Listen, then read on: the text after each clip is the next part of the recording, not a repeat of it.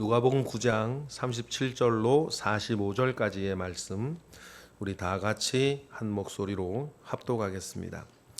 이튿날 산에서 내려오시니 큰 무리가 맞을세 무리 중의 한 사람이 소리질러 이르되 선생님 청컨대 내 아들을 돌보아 주옵소서. 이는 내 외아들이니이다. 귀신이 그를 잡아 갑자기 부르짖게 하고 경련을 일으켜 거품을 흘리게 하며 몹시 상하게 하고야 겨우 떠나가나이다. 당신의 제자들에게 내쫓아 주기를 구하였으나 그들이 능히 못하더이다. 예수께서 대답하여 이르시되 믿음이 없고 패역한 세대여, 내가 얼마나 너희와 함께 있으며 너희에게 참으리요. 내 아들을 이리로 데리고 오라 하시니 올 때에 귀신이 그를 거꾸러뜨리고 심한 경련을 일으키게 하는지라. 예수께서 더러운 귀신을 꾸짖으시고 그 아이를 낫게 하사 그 아버지에게 도로 주시니 사람들이 다 하나님의 위엄에 놀라니라. 그들이 다 그 행하시는 모든 일을 놀랍게 여길세 예수께서 제자들에게 이르시되 이 말을 너희 귀에 담아두라. 인자가 장차 사람들의 손에 넘겨지리라 하시되 그들이 이 말씀을 알지 못하니 이는 그들로 깨닫지 못하게 숨긴 바 되었음이라. 또 그들은 이 말씀을 묻기도 두려워하더라. 아멘. 예수님의 가르치심과 그 예수님의 행하셨던 기적들을 생각할 때 하나님의 나라가 임하게 하시는 것이다 라고 하는 것을 늘 염두에 두고 여러분 읽으시면 좋습니다. 그리고 하나님의 나라를 생각할 때 어떤 나라든지 나라의 3 요소가 있는 것 아닙니까? 국민이 있어야 하고 국토가 있어야 하고 주권이 있어야 하는데 예수님이 이 땅 가운데 하나님의 나라를 선포하실 때 땅은 이미 있었고 사람들도 있었는데 주권이 없었다.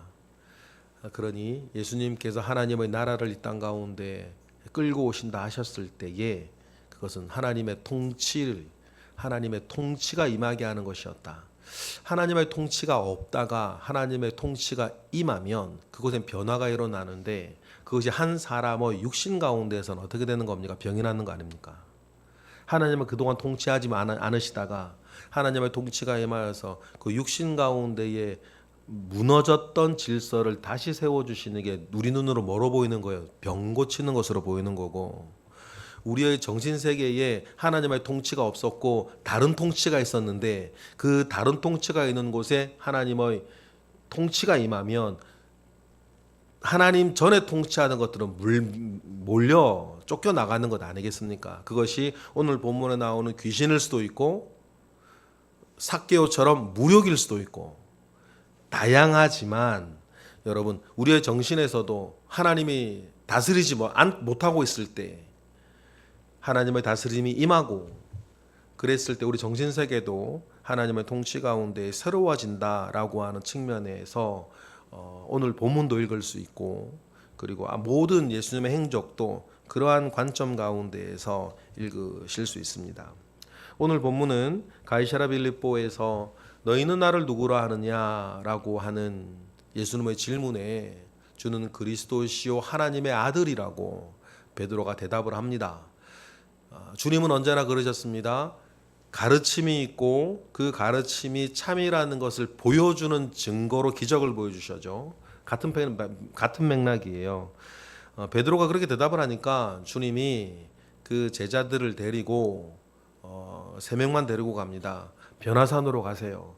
그리고 자기가 정말 살아계신 하나님의 아들이고 그리스도인인 것을 변화산에서 직접 보여주시는 거예요. 기적으로. 모세와 엘리야와 함께 더불어 베드로가 그러지 않았습니까? 주는 그리스도시라고 살아계신 하나님의 아들이라 그랬습니다. 그러면 변화산에서 뭐예요? 그걸 직접 보여주는 거란 말이에요. 그 변화산에서 일이 끝나고 내려오면서 제자들 9명의 제자들이 남아있는 곳으로 제자들에게 주님이 산에서 내려오실 때 있었던 일이 오늘 본문이에요. 오늘 본문은 예수님께서 치유를 주신 기적으로는 좀 특별하게 마태복음과 마가복음과 누가복음 이 3개 복음 모두에게 들어있어요. 함께 있는데 특히 마태복음에도 특징적으로 또 뭐 요 사건에 대해서 말하는 부분들이 있고 누가복음에도 있는데 전체적으로 오늘 본문을 좀 자세하게 얘기해 주는 데는 마가복음 쪽이에요. 그런데 우리가 전체적인 요 부분에서 예수님 하셨던 말씀을 다 이해를 하려면 종합적인 이해가 좀 필요한데, 먼저는 37절을 읽으면 이렇게 되어 있습니다. 읽어보시겠습니다. 시작. 이튿날 산에서 내려오시니 큰 무리가 맞을세라고 되어 있어요. 이튿날이라 그러면 이튿날 산에서 내려온다 그러면 그 변화산에서 사건을 말하는 것이고, 내려왔는데 큰 무리가 맞아요. 그런데 마가복음에 보면 이 큰 무리가 뭐 하고 있냐면 예수님을 단순히 기다리고 있는 게 아니에요. 병 낫기 위해서 이렇게 예수님을 기다리고 있는 그런 무리가 아니었고, 마가복음에 보면 서기관들이 제자들과 지금 격렬하게 논쟁을 하고 있었다 이렇게 나와요. 그럼 뭐에 대한 논쟁이었을까? 서기관들이 큰 무리와 더불어서 제자들과 논쟁을 하고 있었다면 무슨 논쟁을 하고 있었을까? 그것이 38절의 내용에 나오는 거예요. 아버지가 한 아들을 데리고 왔는데 아들의 그 병을 제자들이 고치지 못하는 것을 놓고 제자들과 서기관이 큰 논쟁하고 있었어요. 그것은 논쟁 배경이었다는 것을 알아야 41절이 이해가 되는 거예요. 그 논쟁 배경을 모르면 단순히 41절이 병 못 고친 제자들 책망하는 것처럼 들리는데 그런 게 아니에요. 자, 큰 논쟁을 하고 있었다. 그 논쟁의 이유가 38절부터 나오는데 외아들이 있었다고 합니다. 그 외아들이 있었는데 제자들이 병을 고치지 못했어요. 그러니까 주님은 내려오시니까 이제 주님께 내 외아들을 고쳐 달라고 이야기를 합니다. 그런데 이 아들이 어떻냐면 39절 읽어보겠습니다. 시작. 귀신이 그를 잡아 갑자기 부르짖게 하고 경련을 일으켜 거품을 흘리게 하며 몹시 상하게 하고야 겨우 떠나가는 일을 반복하고 있습니다. 마가복음과 마태복음에 보면 귀신이 이 아이에게 이렇게 물로도 들어가게 하고 불로도 들어가게 하여서 자꾸 죽이려고 합니다. 그러니까 여러분, 귀신 들을 때마다 물로 뛰어들고 불로 뛰어들고 하니까 몸이 만신창이가 됐겠죠. 화상하고 아마 이름 말할 수 없는 몰골이었을 거예요. 그런데 마태복음에는 이게 또 어떤 얘기가 나오냐면 듣지 못하게 하는 귀신이라 그랬어요. 그냥 귀도 안 들리고 물로도 뛰어들고 불로도 뛰어들고 어떤 것으로 막 또는 자기 몸을 몹시 상하게 하는 그런 일이었고, 또 간질병이었다 이렇게 이야기도 합니다. 그런 것들이 막 있었겠죠. 그런데 이렇게 왔는데 남아있던 9명의 제자들에게 낫게 하기를 구하는 거죠. 40절 읽어보겠습니다. 시작. 당신의 제자들에게 내쫓아 주기를 구하였으나 그들이 능히 못하더이다 이렇게 나오는 거예요. 그런데 이 본문에서 우리가 여러분들이 다른 복음서에 나와 있는 내용을 이미 알고 있는 게 있어요. 그러면서 주님 말씀하시니까 하실 수 있거든 해달라는 얘기도 하고, 할 수 있거든이 무슨 말이냐, 믿는 자에게 능치 못함이 없다 얘기하시니까 나의 믿음 없는 것을 도와주소서, 이런 장면들이 사실은 다른 복음서에 나오는 거예요. 누가복음에는 그걸 다 줄여놨어요. 그러면 여러분 보십시다. 아버지는 왜 좀 예수님에 대한 믿음을 업신여기듯이 이렇게 할 수 있거든 해보라는 식으로 얘기를 하고, 또 서기관들이 이 아이의 병을 고치지 못하고 있는 제자들과 막 논쟁을 막 하고 있는 걸 보면 이 전체적으로 요 상황들이 이 아버지 탓은 아니고 서기관들이 무언가를 시험하기 위해서 데려와 가지고 하라 하니까 못하고, 그러니까 이것이 예수님이 이렇네 저렇네 이런 그런 분위기였다는 거예요. 그런 분위기니까 주님이 41절처럼 말씀하시는 거예요. 그러면 이제 여러분들이 요 정도 이해하시면 이 41절이 무슨 말인지 아세요? 읽어보실까요? 41절 주님의 대답이시죠? 시작. 예수께서 대답하여 이르시되 믿음이 없고 패역한 세대여, 내가 얼마나 너희와 함께 있으며 너희에게 참으리요, 내 아들을 이리로 데리고 오라 하시는 거예요. 그러니 여러분, 예수님께서 이 상황을 굉장히 분노하신단 말이에요. 그런데 제자들이 단순히 병을 고치지 못한 것에 대한 주님의 반응이 이렇게까지 말하실 필요는 없는 거예요. 그리고 제자들의 능력으로 이게 하는 게 아니니까.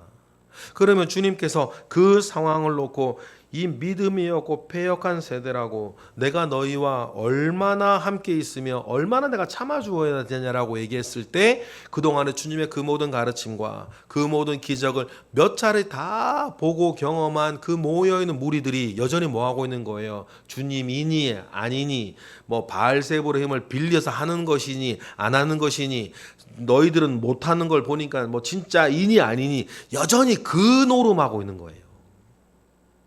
그러니 또 거기 좀 덧붙이면 제자들의 실패를 고소해야 하고 업신여기는 서기관과 그 다른 무리들이 또 있는 거고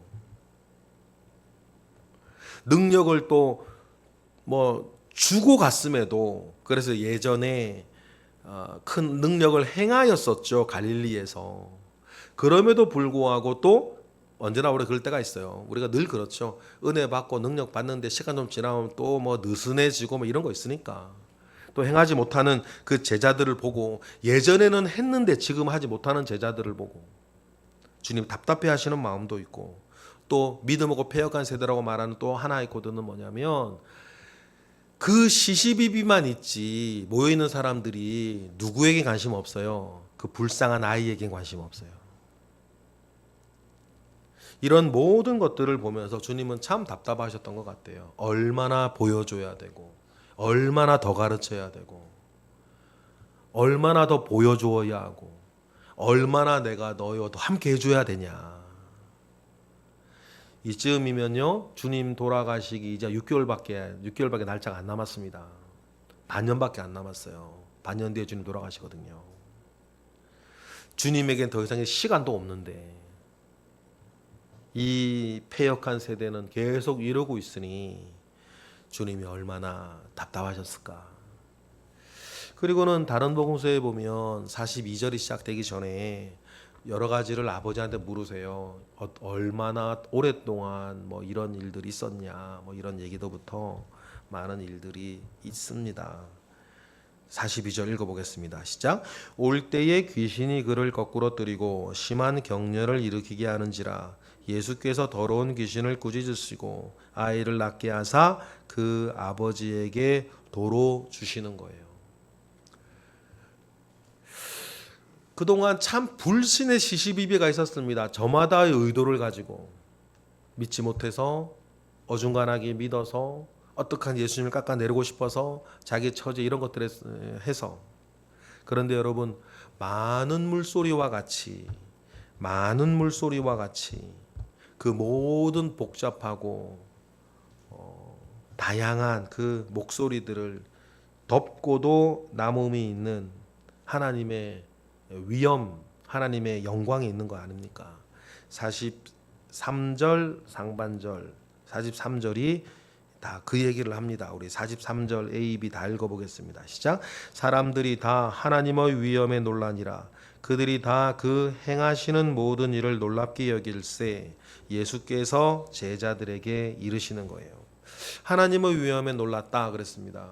하나님 위엄에 놀랐습니다. 많은 물소리와 같은 하나님의 영광이 있습니다. 여러분 실감한 적이 있어요. 큰 폭포 옆에서 사람의 말은 들리지 않더라고요.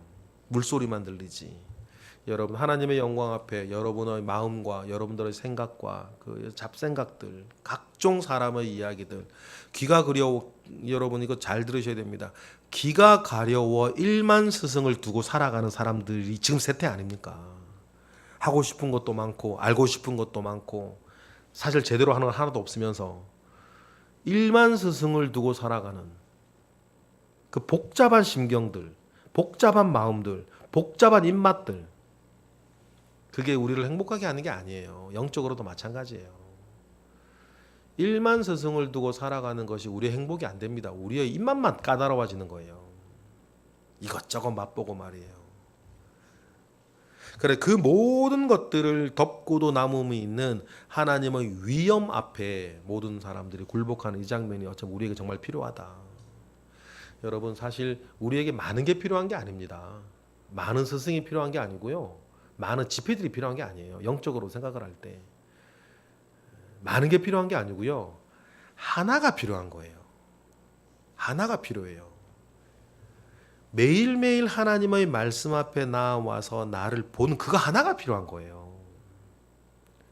그런데 여전히 너무 많은 것들이 제대로 하지는 못하면서 우리의 수준만 높여 나가는 것들이 있다고요. 그러니 여러분, 아무것도 아닌 그냥 집밥 같지만 생명의 샘가에 앉아서 매일매일 묵상한 이런 것들, 그래서 이 말씀대로 살려고 하루를 매일매일 애쓰는 것들, 여러분 이게 최고인 겁니다. 괜히 화려하고 빛나는 모조품 보석처럼 반짝반짝거리는 것들에 여러분 기웃기웃 할 필요가 없어요. 그 하나님의 위엄의 앞에 삶이 여러분 이렇게 제자리로 돌아오는 일들이 있기를 바래요. 요즘 뭐든지 구경하는 시대인데, 스포츠도 구경하는 시대고 뭐든지 구경하는 시대예요.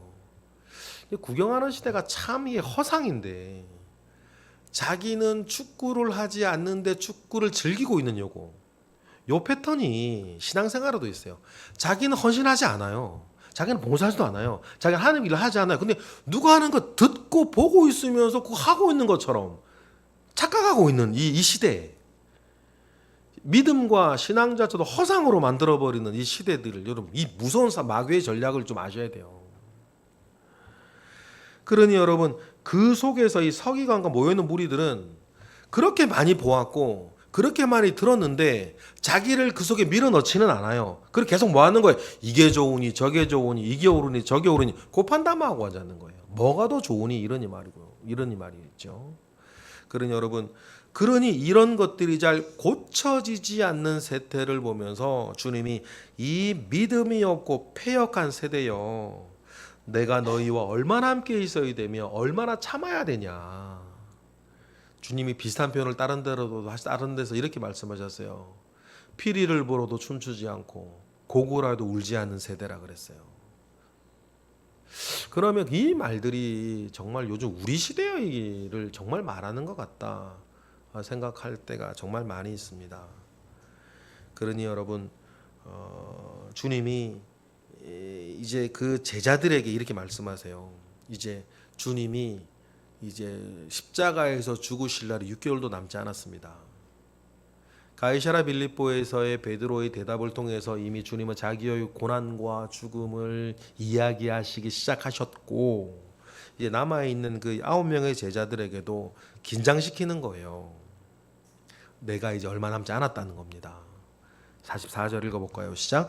이 말을 너희 귀에 담아두라. 그러면서 하시는 말씀이 인자가 장차 사람들의 손에 넘겨지리라 하시되, 이 넘겨지리라는 말이 완곡한 표현이에요. 죽는다는 말이에요. 내가 다른 사람들에게 넘겨져서 죽을 것이다 라고 고난과 죽음에 대해서 말씀을 하시는데, 제자들이 이게 무슨 말인가 멍 때리고 있었던 게 아니에요. 이게 죽는다는 것으로 알아들었습니다. 그런데 45절 보실까요? 시작. 그들이 이 말씀을 알지 못하니 이는 그들로 깨닫지 못하게 숨긴가 되었음이라. 또 그들은 이 말씀을 묻기도 두려워하더라. 이 말씀을 묻기도 두려워한다는 그 말에서 제자들이 주님이 지금 무슨 말씀을 하시는지 이미 알았다는 거예요. 알았는데 앞에 보니까 이 말씀을 알지 못하고 깨닫지 못한다. 알지 못한다는 거 우리가 성경에서의 알다라는 뜻 여러분 아셔요. 이 말씀을 경험하지 못하였고, 경험하지 못하였으니 이 말이 무슨 이 일로 인해서 어떤 일들이 일어나고 자기들이 어떻게 해야 되는지 아직 깨닫지를 못했단 말입니다. 여러분, 오늘 이 말씀을 보면서 제자들이 지난 2년 6개월 동안 주님과 함께하면서 많은 것 보았고 많은 것 들었고 많은 것 경험했는데, 그러한 것이 제자들의 능력이 되지 못하고 있는 것은 여전히 관심사는 딴 데 있기 때문이에요. 관심사가 딴 데 있으니까 일만 스승을 두고 살아가는 사람들처럼 이것저것 기웃거리는 거는 많은데 내 것은 없고, 그런 세태 가운데에서 세상은 여전히 테스트하고 시험하고 의심하고 농점 삼고, 거기에 제자들은 어떻게 하지 못하고 이 갈팔진방하고 있는 이 모습들을 보면서 주님 참 답답하셨던 것 같다 생각을 합니다. 이 말씀을 읽으면서 여러분 그랬구나라고 끝나면 여전히 구경꾼인 거고, 이 말씀을 보면서 혹시 나는 어떤가 생각하고 제 자리로 돌아오고 제 자리에서 나의 일을 하나님 아버지 앞에서, 나의 삶을 하나님 앞에서 살아가는 데에 여러분 자리매김하시고 성공하시는 우리 모두가 되기를 주님의 이름으로 축복합니다. 주님이 우리에게도 오늘 원하시는 게 있지 않겠습니까? 그 삶을 살아가시는 우리 모두가 되기를 축복합니다. 기도하겠습니다. 하나님 감사합니다. 크신 은혜 가운데 우리와 함께 하시옵소서. 크신 능력 가운데에 우리와 함께 하시옵소서. 우리 하나님 아버지의 선하시고 온전하시고 기뻐하시는 뜻이 우리 가운데 있음을 믿습니다. 하나님의 통치가 내 마음에도 내 생각에도 내 몸에도 내 생활에도 있어서 무너졌던 질서가 다시 잡히게 하시고 하나님 아버지의 뜻이 이루어지는 일들이 우리 가운데 있게 하시옵소서. 드려지는 1000번째 예물 가운데 함께 하시고 오늘도 새벽을 깨워 기도하는 이들을 기억하사 하나님 아버지 앞에 온전하게 하시옵소서. 예수 그리스도의 이름으로 기도드렸나이다. 아멘.